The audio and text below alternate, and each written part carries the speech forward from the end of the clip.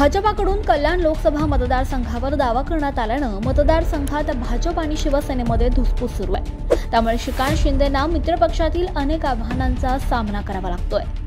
डोंबिवलीत भाजप पदाधिकाऱ्यांसोबत श्रीकांत शिंदे यांची एक बैठक पार पडली। कॅबिनेट मंत्री रवींद्र चव्हाण यांच्या नेतृत्वाखाली ही बैठक पार पडली। मात्र या बैठकीत वेगळाच गोंधळ पाहायला मिळाला।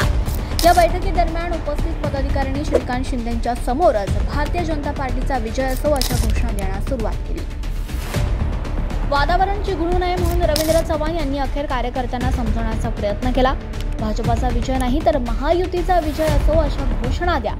पंतप्रधान नरेंद्र मोदींनाच पुन्हा एकदा आपल्याला विजयी करायचा आहे, त्यामुळे महायुतीचे उमेदवार निवडून आले पाहिजेत। उगाचच वातावरण खराब करू नका असंही रवींद्र चव्हाणांनी म्हटलं।